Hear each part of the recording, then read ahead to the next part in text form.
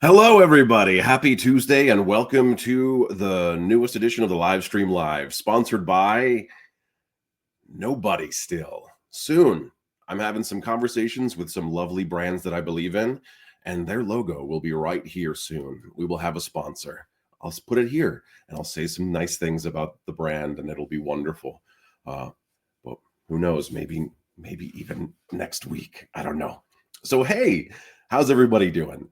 As usual, we are live on Instagram, YouTube, and Facebook Live.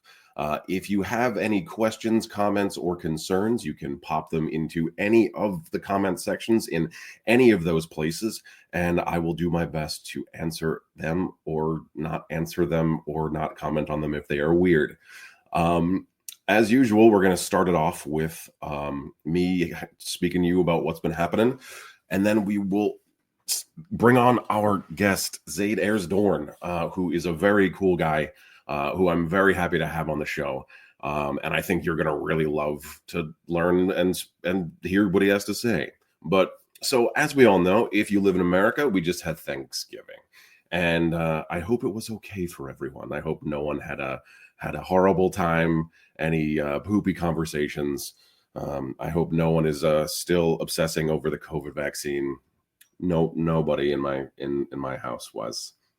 No one. Today's show mug is from the wonderful show Ted Lasso. Gotta believe. I love a good mug. I love this show. The show has been nothing but spectacular, and I hear we're getting a new season, which is great. And if you haven't seen it, I suggest you sprint and go see it. Despite it being a holiday weekend, I was very busy with auditions, which is great. I like a bunch of end of the year auditions. It makes me feel nice. It was a bunch of commercials and one for a really cool TV show on a very large network. If anything happens, I will be sure to let you know. I am on like a I don't know what to call it. It's like a loose hold or like a loose availability check for something cool. It's a commercial. I will, of course, let you know if it turns into anything. You probably hear me say that a lot. Hey, I'm on hold. Hey, there's a thing that I'm going to be a part of. Hey, maybe yes, maybe no. But that's just what kind of happens in the magical world of entertainment. There's a lot of, hey, we like you. Hey, why don't you hold these dates? Hey, why don't we never mind. And then you just kind of move on to the next thing. In the beginning, it was kind of frustrating. Now it's just kind of par for the course. So you just get used to it. You know, things come along at a constant clip. So it's totally okay. What have I watched lately? So I've been watching Arcane. I've been really watching that show. I didn't really watch it when it first came out because I was working on my own hybrid animation script, and I didn't want it to influence me at all when I was writing it. But now that I'm not writing that anymore, and now that I'm trying to pitch it, I decided to check out Arcane, and it is really good. Have you guys watched the show? It is really, really well done.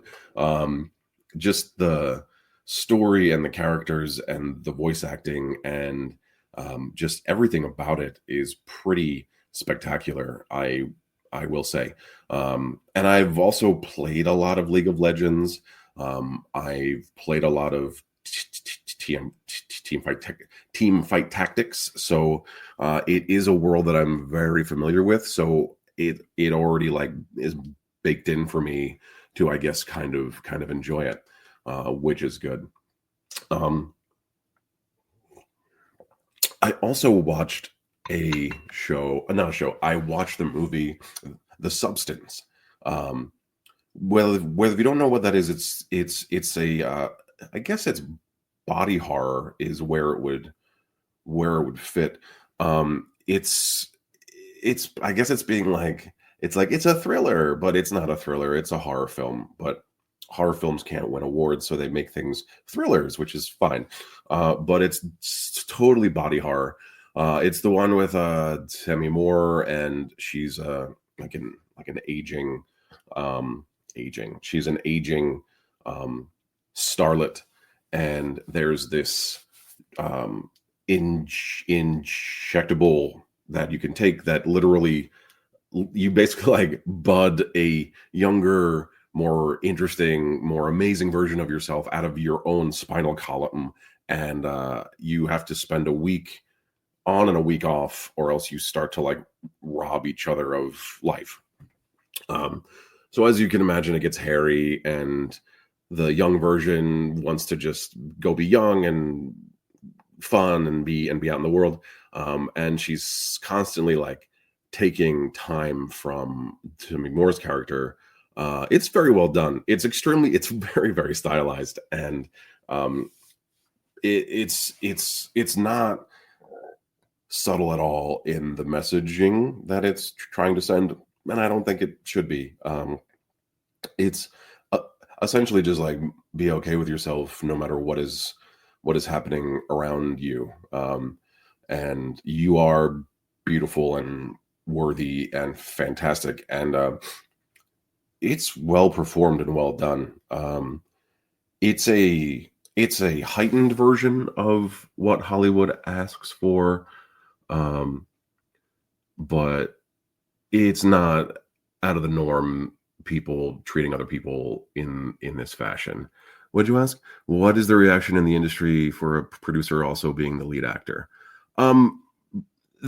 That happens. It's not like it's rarer.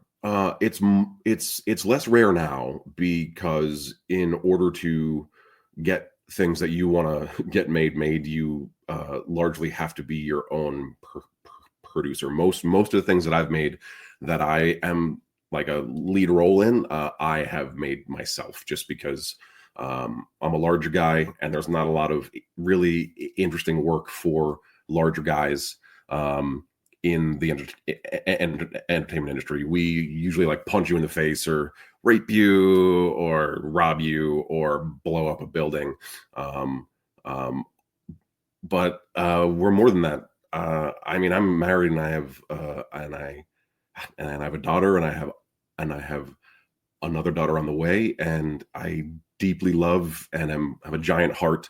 I'm very strong, and I'm really tough, but I do a lot of crying. So we are multifaceted folks. But so it's usually that was a long way around to answer your question, but it's usually people that have a very specific vision, or they wrote it and they're creating something, and they're producing something. For example, like a big one is like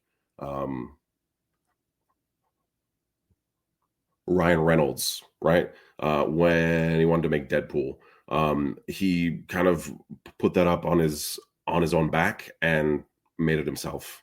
Wrote everything, went to war for it, and that was kind of how that happened. So it's rare-ish. It's becoming less rare, but yeah. So I hope that answers your question. So more seen as someone's art project than in order to be present, they have to be in it.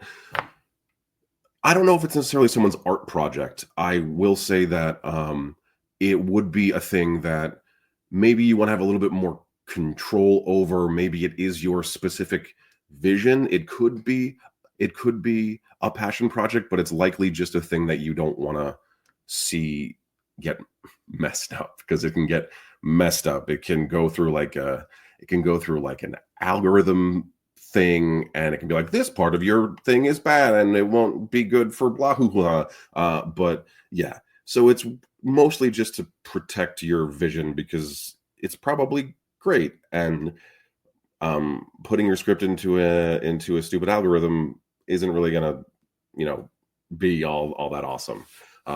So okay. I've rambled enough about that. Let us meet our guest.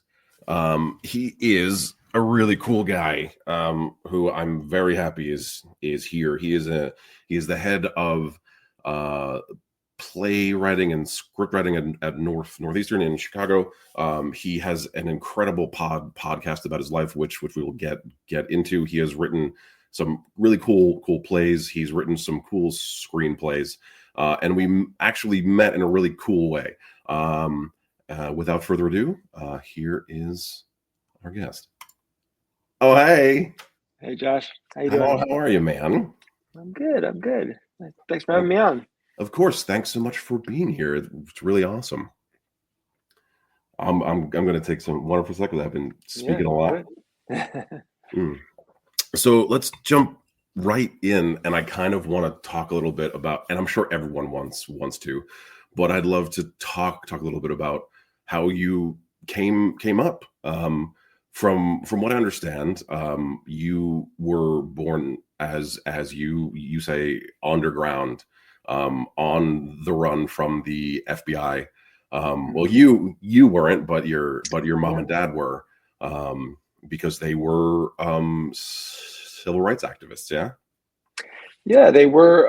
So yeah, I was born in the late 70s, underground, in the sense that my mom was actually on the FBI's 10 most wanted list. She was a founder of an organization called the Weather Underground. They were basically a bunch of white anti-war, anti-racist activists who were kind of allies of the Black Panthers, and basically spent some time in the early 70s blowing up government buildings, the Pentagon, U.S. Capitol, New York Police Headquarters, basically to protest the war in Vietnam and to protest attacks on Black civil rights leaders like Martin Luther King, Fred Hampton, Edgar Evers.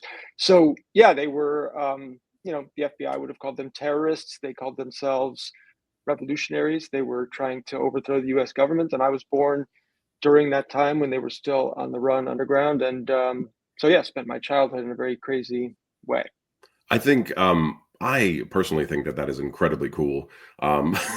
Like, I know that I'm sure like coming up in it and being related to your parents must have been a very interesting time and a very wild ride, both developmentally and emotionally and all that stuff. But like, as a, I don't know, I don't think I'm like a former punk rocker. I mean, I am wearing a sweater now. But I came up in the whole punk alt scene. I protest when it needs to happen.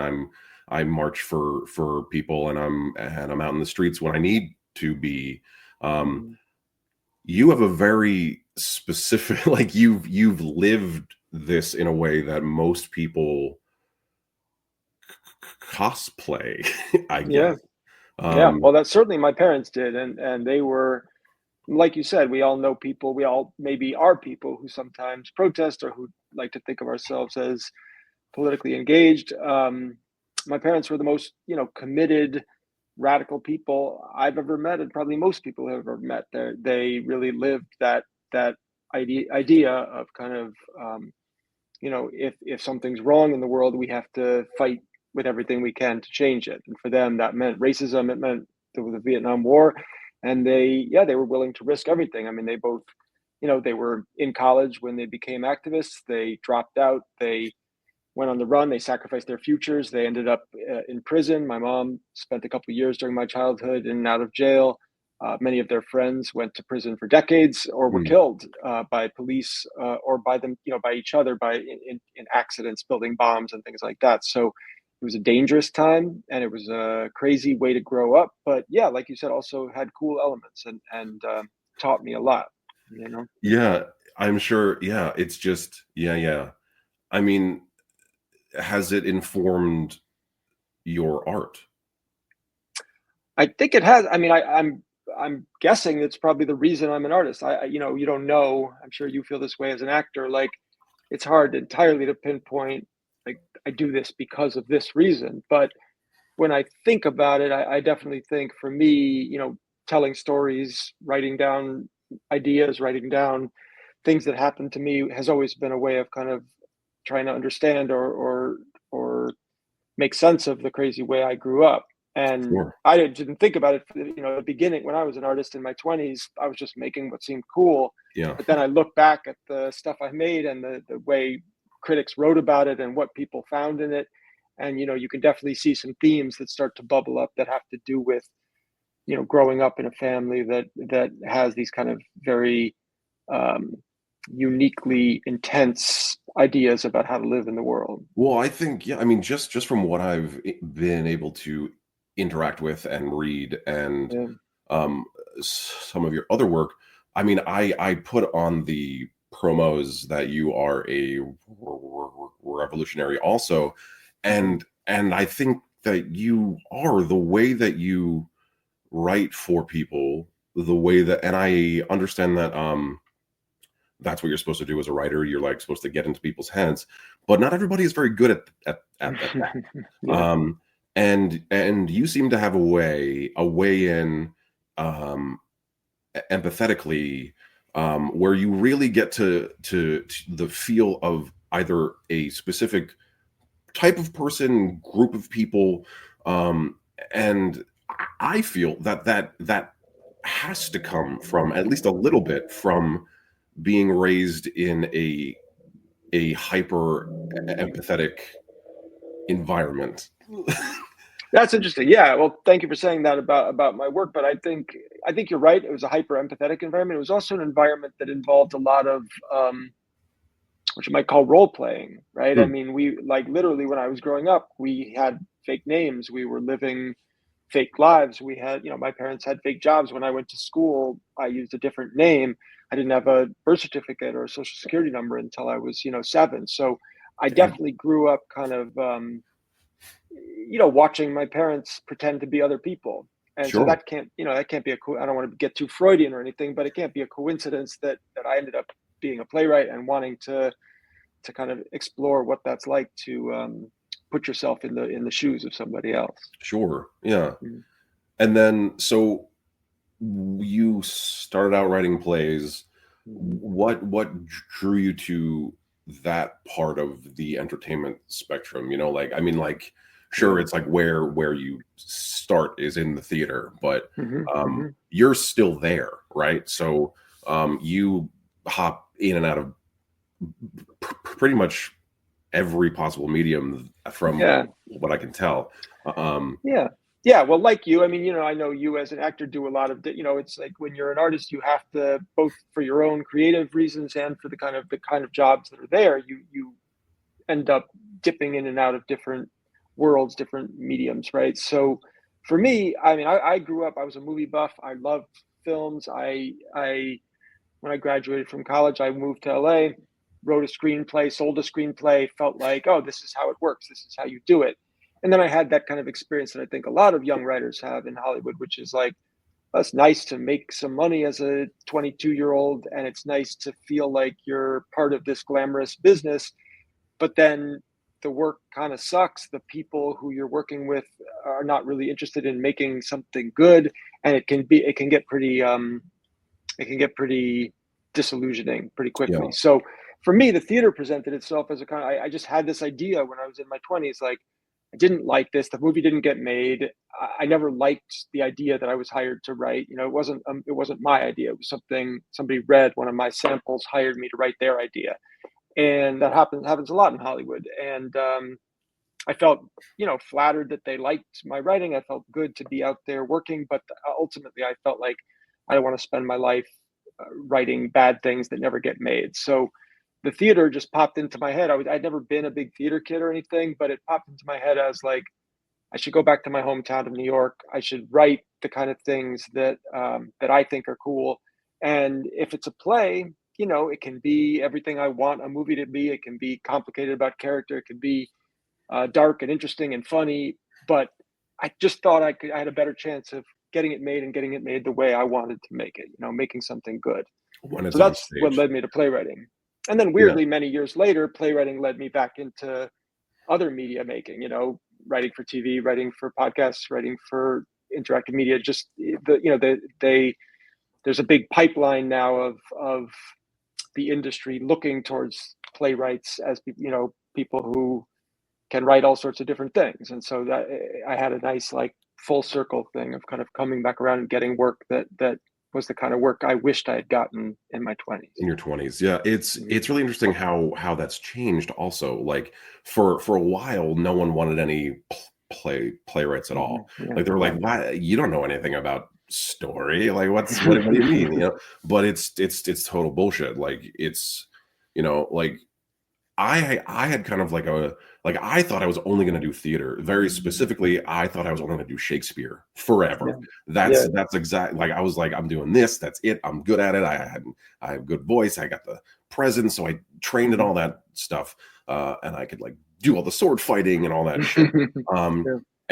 but it was actually one of my ex girlfriends said to me like, "You're obsessed with movies."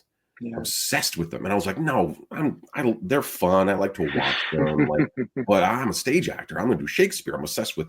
And she was like, "How many movies do you watch a year versus how many plays do you watch a year?" Yeah. And it kind of, like, struck me in the brain where I was like, "I see probably, like, a 10-to-1 ratio of Mhm. movies to plays." Or, like, and is it just the accessibility or is it do I prefer to see stories in that medium? And um I still don't really know the answer. I love them both so much. I Yeah. haven't done a lot of theater in the past 10 years. I've done mostly TV and film. Part of that is having a family. It pays a lot more as you mentioned earlier. Um and like you can make money there, but I do find that I've been fighting to tell my own stories there Yeah. harder than I had to when I was in the theater. Yeah. No, absolutely. And it's also true that in addition to the money, like movies, television, that's where the cultural conversation of our time is happening, right? You know, So theater is amazing. You can see great things, but 90% of theater done in America is old dead playwrights, Shakespeare, Ibsen, which is great. I mean, I love that stuff too. But if you're trying to like say something specific as a writer about our current moment, that's a very tiny sliver of what the theater audience in America is about. So yeah, you get drawn in the other direction. And I'll tell you something else, I'm a Shakespeare guy too. I got into the theater loving to watch Shakespeare, to be in Shakespeare. One thing I'm going to get the numbers wrong probably, but the statistic is something like during Shakespeare's time, the average person in London saw like between 1 and 2 plays a week, right? So that's so cool. it was like the way we think of now film, television, just like part of the cultural moment, right? Everybody was in the conversation, and that's why you could have somebody like Shakespeare because he could count on an audience that not only um, came regularly and could support an industry, but also was part of that kind of conversation. If he made a reference to a play that came out 2 years earlier, they would know it, and they would, be part of that kind of interactive moment with them. And I don't know if we're there anymore in theater in America, but in film and TV, we certainly are. We can kind of build on each other's cultural references and have that I conversation. mean, it depends on the theater and where it's being done. Like, Sure. certainly not in the commercial theater space. I mean, it's to Mhm. some degree, but it certainly has been, because it's got to go like through the paper mill and then come back Yeah. around and Yeah. and then Yeah. come and then get like rewritten and rescored and blah blah. And it's usually a musical. Um, Yeah. like other than like Sarah Rule, I Yeah. haven't seen a new contemporary play. Like she just did one at Lincoln Center six Mhm. months ago or so, or six or 8 months ago, and it was amazing. But Mhm. um, people aren't taking monetary chances on new contemporary playwrights Yeah, it's currently rare. because It's really, rare. I yeah, mean, it's the closest it comes is in, off Broadway in New York, which is where I came up, and then Chicago, which is where I am now, where there is a kind of an ecosystem of emerging playwrights. There's an ecosystem of theaters willing to do risky work. There's actors who are talented enough to present that work, designers, but yeah, especially post pandemic, those places are really struggling to find an audience. Somebody in the chat mentioned your name, which is it's a great name. They Yeah. mentioned that it's both biblical, and are you named after anyone specific? Yeah, that's another crazy story. So I come obviously from a strange background. My mom was raised Jewish. My dad was a WASP, but Zayd, I was actually named after a friend of theirs, a guy named Zayd Malik Shakur, who was a member of the Black Panther Party, and he was actually the Minister of Information for the New York Black Panthers. And he was killed by New Jersey police in a shootout, same shootout in which Assata Shakur was arrested. So he was a Black nationalist, a revolutionary freedom fighter.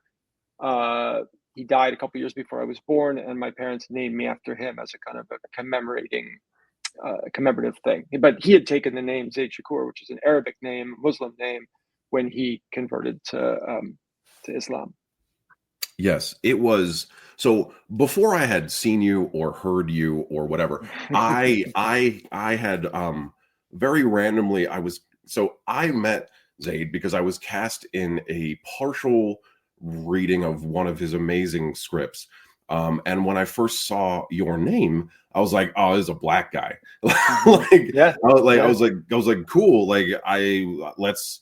And I heard you were not going to be there because it was a WGA event where scripts that are either not pitched yet or whatever were read aloud. You were teaching in Greece at the time, Mm-hmm. so there was this like Zoom interview at the end, and everyone else in the union, knows who you are, but Mm-hmm. we're not part of the Writers Guild, so we just kind of show up and we're like, oh, let's meet some people and blah blah. Yeah. And then you popped on the screen, and I was like, what in the fuck?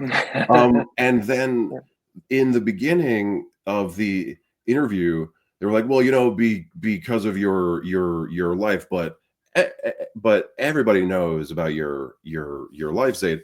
And Mm-hmm. I was in the front row, like, who the fuck? No one knows. like, I don't know. Yeah.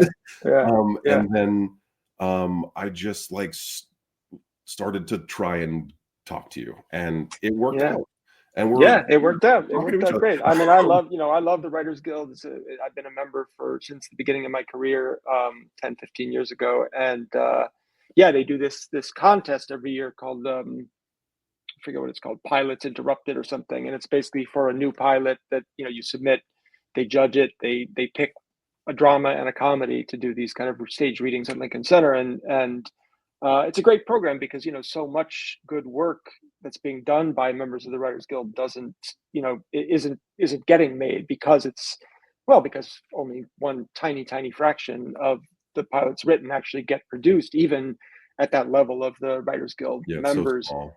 Yeah, it's so small, and of course there's some work maybe like the pilot that you read that are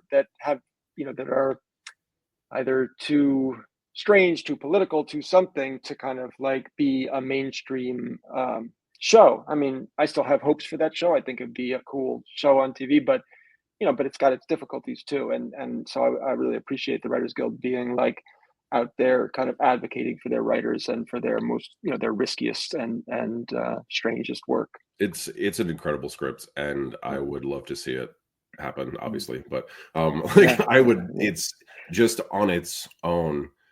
It's great. I mean, I don't know if you can say anything about it. Probably not. But I can say a little about it if you okay. want. I mean, it's and yeah, you did a great job reading it, Josh, and Josh played the lead in this reading. But it's a period piece set in New York, the turn of the century, and it's kind of an interesting moment in New York history where sexualities of all kinds were being sort of experimented with and contested. It's sort of like today you had different people coming out as gay or trans or whatever. These are words they didn't use back then, but that was basically the idea, kind of troubling the gender binary and thinking in new ways about gender and sexuality.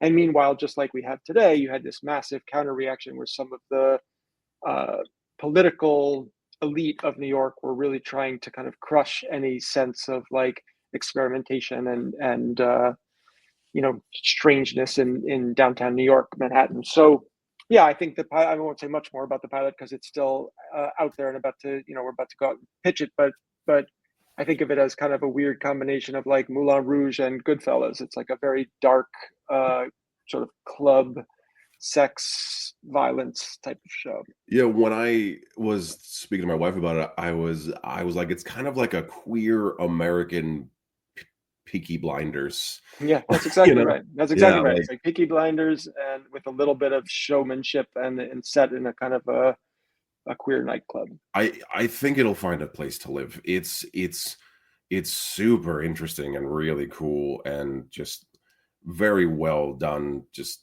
Mm. anyway, like I spoke to you about why I fucking Yeah, love yeah, it. yeah. But No, thanks, man. yeah.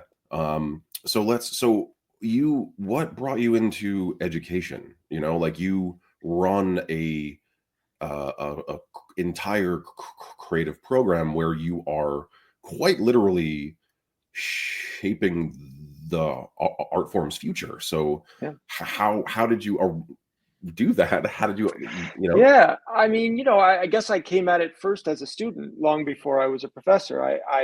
You know, I became a playwright in college because of the playwriting teachers I met there. Like a lot of kids who want to be creative, but I wasn't sure. I don't think I knew a single person who was a professional playwright when I was growing up. I didn't even know that was a thing. But then I went off to college. I took some writing workshops, and some of my professors. I was at Brown, and so what my playwriting professor, the year I was in her class, she won the Pulitzer Prize in drama, and I thought, Wow. wow, you can be this brilliant artist and be a teacher and be actually making a living doing what you're doing. So that's kind of what planted the seed. And then, like a lot of people in the theater, I went to a bunch of schools. I mean, I started at Brown.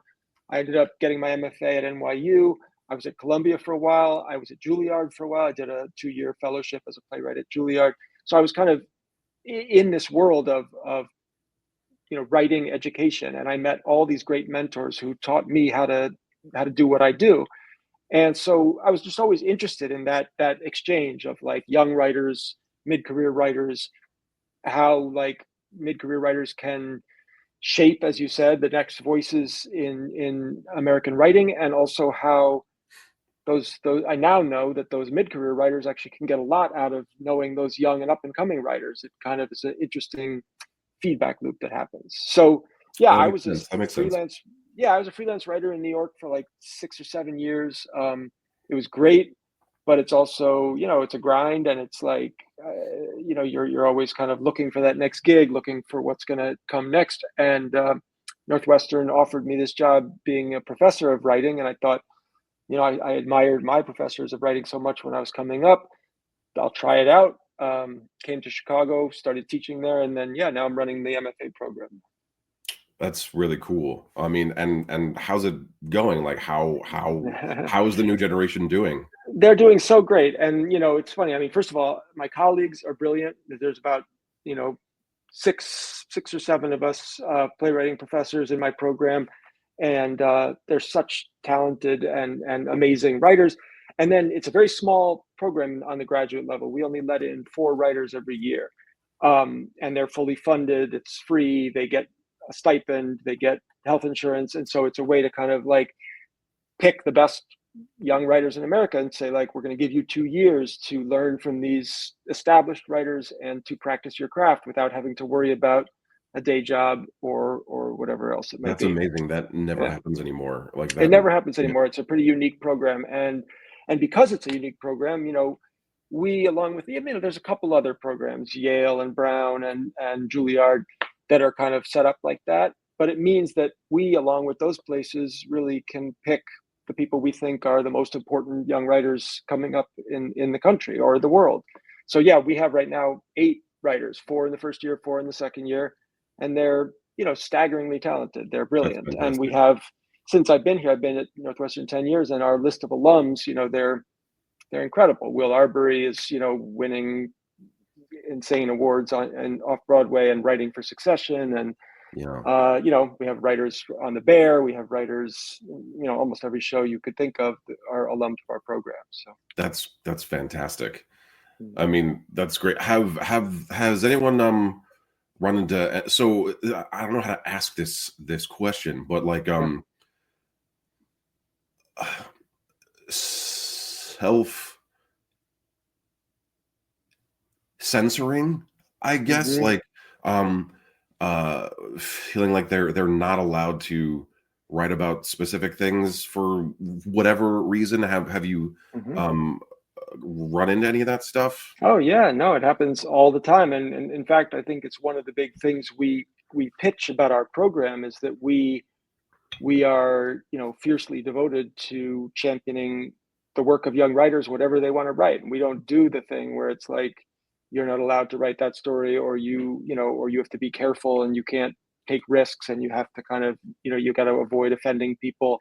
Um, we try to remind our students that, sometimes as a writer or as an artist, you take big swings and Yeah, sometimes you miss and sometimes you're going to get an ugly review in the New York Times, and we've all been there. But if you don't take the swings and if you don't take the risks, you're not going to make anything great. So, that's yeah, awesome. I think absolutely the self censorship happens and the censorship happens. I mean, people do get sort of like told that they should not be writing that thing, and Well, and we yeah. we try to push back on that. Yeah. Well, because I mean, it's been happening a lot in like acting programs where people have been very like, I'm not saying like people like you should do blackface. Yeah. Yeah. That's not what I'm saying, but there has been a lot of like, you can't experiment in this way as an artist because you're not allowed to, and Mhm. it cuts off so much of a person's artistic growth to say Mhm. like, no, like maybe you won't use it, like especially when you're in class, or when you're in school, that's where you fuck up, like you Mhm. mess up there and learn. Yeah. And people being told that they're not allowed to do that anymore in a lot of places is producing a very strange artist. I've worked with a few of them, like newer folks, Mhm. and they're very good. They just have their perspective on the like art as a whole is very different from when maybe you and I were going through school. Yeah. And I do understand that times change and things change. I'm not a Yeah. dumb. And look, there's a part of it that's good, right? People, it's right for artists to be challenged and to be aware of the history of their art form and the kind of inequalities that have existed and all that stuff. I mean, it's right that artists should be challenged to do better.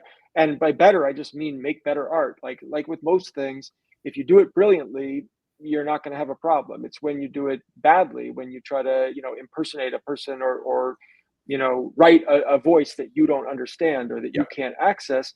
Of course you should be criticized for that, and people are.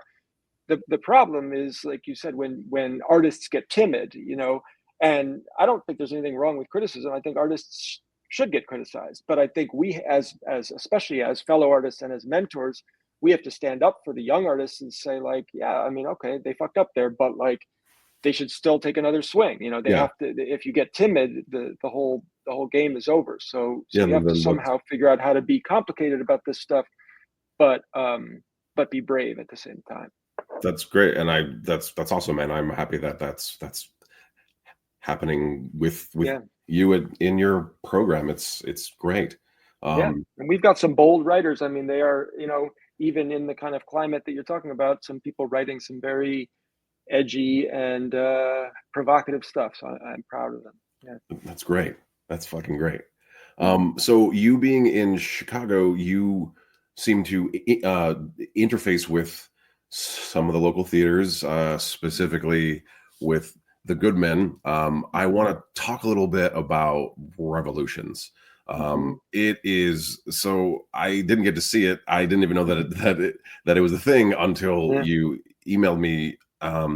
So you worked with Tom Morello, who, for those of you that don't know who that is, he was in a band called Rage Against the Machine, who's one of my favorite bands. Yeah. Um, and he is, he lives in that revolutionary space that you live in and your parents lived He lived does. lived Yeah. in. And you created a really cool hybrid show. Can you speak a little bit about it? Yeah. So it's crazy. It's my first musical. I've written, 8 or 9 plays, never written a musical because I'm not a super musical person and because the musical form doesn't necessarily fit my aesthetic as a playwright. But um, a bunch of years ago, I guess like 2020, 2019 kind of pandemic era, I was looking for people to collaborate with. I had this idea for a show.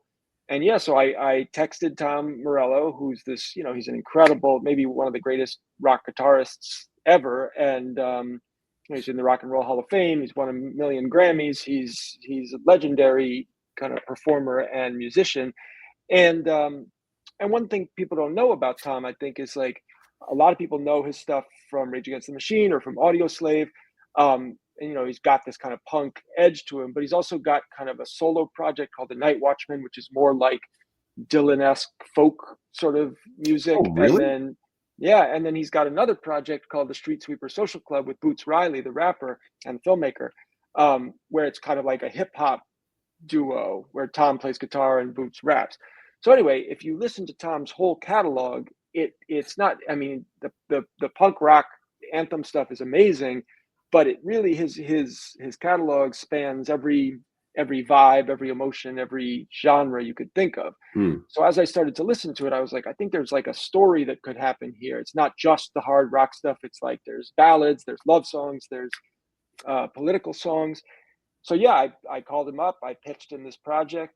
He was super into it. I hadn't even written it yet, so he was just like, "Yeah, man, if you want to use my music and write a show, like, I'm not guaranteeing that I'll do it, but if it's good, we can talk about it." So I went off. I wrote a script, and he liked it. And then so we're working on, did it at the Goodman, working on the next iteration of it, maybe bringing it to New York, and it's kind of this big hip hop punk rock musical about 2 generations of kind of radicals and criminals in Chicago. And it's a pretty cool show. And Tom's music is just so cool, and you've never heard anything like it in a American theater. So it's going to be a fun show to do. Yeah, I mean, just from what I read in the piece that was on the website, which is linked in the bio of everything.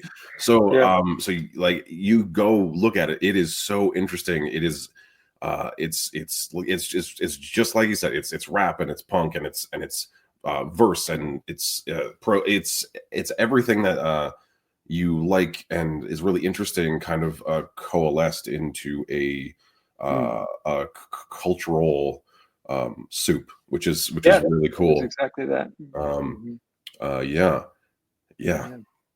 Super cool. And Tom also is from Chicago, which he now he's in LA, but he he came out to Chicago while we were working on it at the Goodman. He was here for a couple months, kind of hearing the show and giving notes and tweaking the music and talking us through it and stuff. And so it's been a great collaboration. He's an awesome artist and an awesome guy.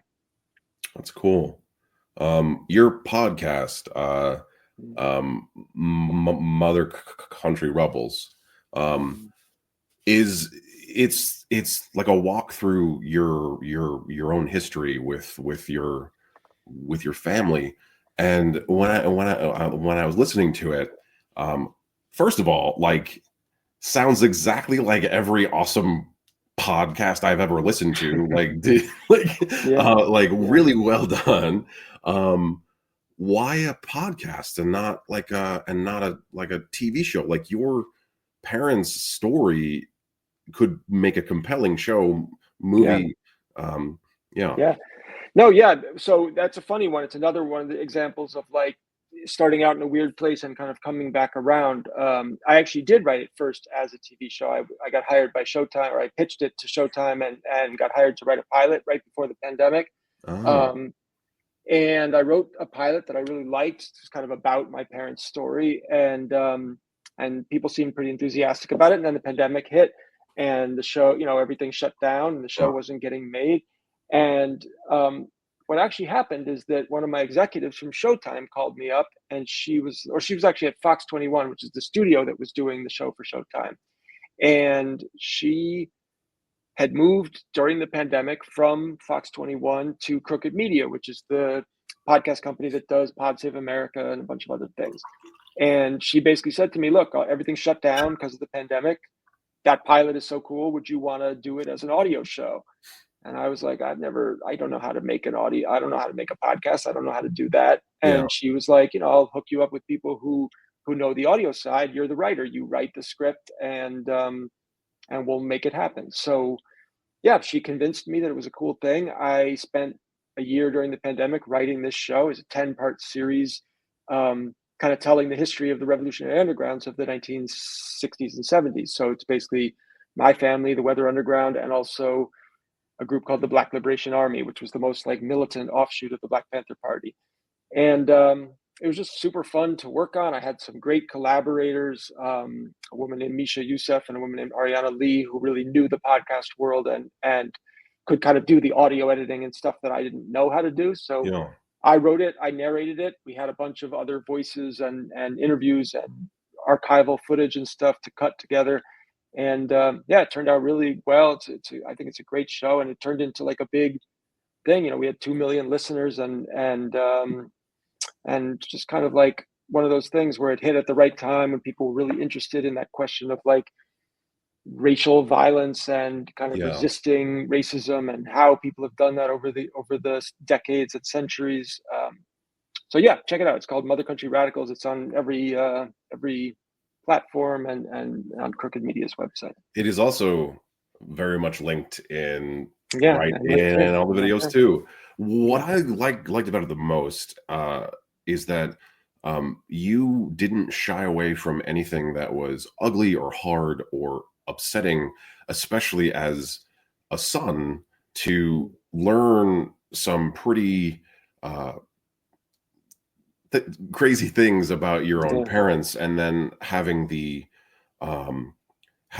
courage, I guess, to just show the world what it was, and then not like ultra commenting on how it made you feel, but being like, this is what it was, and this is why it had to be this way, was very compelling and very admirable to do, because a lot of people would maybe try and hide some of what you laid bare.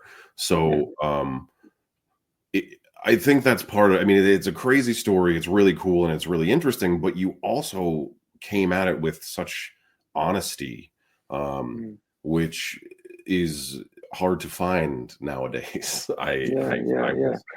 No, thanks, Josh. I think, you learn pretty quickly as a writer, as a playwright, as a screenwriter, that like, if you're not, that people can see through, if you're trying to hide something, or you're trying to, or you don't go to the dark places, you don't go to the kind of honest places that like freak you out, then nobody's going to be that compelled by the story, right? So I'd never really written anything about my family before, and I was a little bit, nothing directly about them before this. And I was nervous, like anybody would be, to write about their own parents and put it out there in the world. But I also I felt from the very beginning, especially because my parents are controversial people. There's plenty of people who have written stuff about them, treating them as heroes, and then there's plenty of other people who have written stuff about them, treating them as villains and terrorists and evil, anti-American terrorists, right? So I felt like what I could add to it was some kind of like real close-up, intimate honesty about like what I see and what I thought about them, and that was the only way to kind of convince my audience that they were going to hear something real and not just hear a son bragging about his parents, which wasn't what I wanted to do. It's great. So, yeah. And you're a dad, and how has, there's the very obvious answers, like you're not on the run from the FBI and you're not underground, but as a parent, how has that changed how you are as a dad? Yeah, well, first of all, I have 2 teenage daughters. They're brilliant. They're both kind of artists. One's a visual artist, one's a writer and a journalist. So I feel like I have a lot in common with them, in the sense of like, they're more like me than I am like my own parents. I was always the observer and the kind of the person who was like checking things out and writing things down, whereas my parents were the ones out there like actually fighting the man and blowing up bombs. And so that dynamic was always complicated. But like any kid who's grown up, I mean, my parents were great parents, but when you're growing up in those sort of circumstances that can be traumatic, where your mother's going to prison and you're, never not sure if she's ever going to get out, and your friends are being killed, and you yeah, when you become a parent yourself, you try to be, I guess, extra careful about giving them a life that feels stable and that feels like a little bit more predictable.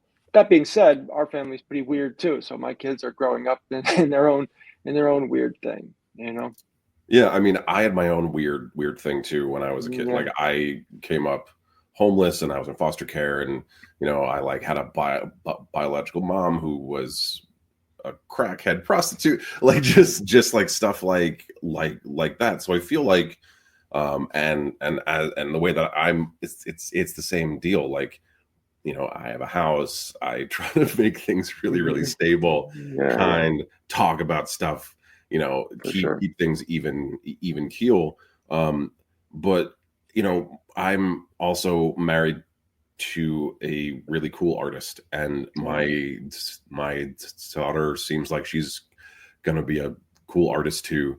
Mhm. And that part of it is super awesome, and I want to cultivate that and be as weird as you fucking can. Like, For sure, for sure. everything is way too horribly serious all the time, and the world's always exploding and shit's on fire. Be weird and Yeah, c- take pictures and be cool. Like, yeah. So totally. it's nice to hear that from Yeah. some other person that has also had kind of like a wild upbringing. Yeah, no, for sure. Yeah. Well, we are just about at an hour, so I'm going to Mhm. say, if anybody's got any questions, or they have anything that they want to say, please pop them in the chat now. We will, speak for a couple of more minutes, and then we'll probably wrap it up. But Okay. all of Zayd's links about everything that we have spoken about are literally in at the bottom of this video that you are watching. It's to the play, to his podcast, to his personal website, where you also have your other plays up, which is very cool. Are you on social media at all? Yeah, I was on Twitter, but I'm really not anymore. But I'm kind of on Instagram at Zayd Dohrn, and I'm kind of on Blue Sky at Zayd Dohrn. I'm not as good about it as I should be, but you can certainly check me out there, and I can be reached there. Cool. A lot of people saying that you're really impressive, which is cool, which Yeah, is true, and that you have a great personality. Like, I know that. ah, Yeah, that's nice. yeah, it's nice. Um, cool, man. This has been a great conversation. Super Um, fun, Josh. Thank yeah, you. I really appreciate you being here. And I'll let you go, and I'll speak to you soon. Okay. For sure, will do. Thank you. Okay, everybody, thank you so much for being here this evening. I really appreciate it. If you're watching on YouTube, please like and also subscribe. Please check out all of the links that are below this wonderful video. I also have merch offerings. I have a membership that costs $5 a month, where you get access to behind the scenes things, anything that I've ever created or made. Yeah, you get to hear me just say things that are off the cuff and fun. I really hope you had as much fun as I did having this amazing conversation. Have a beautiful evening, and I will speak to y'all so soon. Thank you for coming to the live stream live. Have a great night.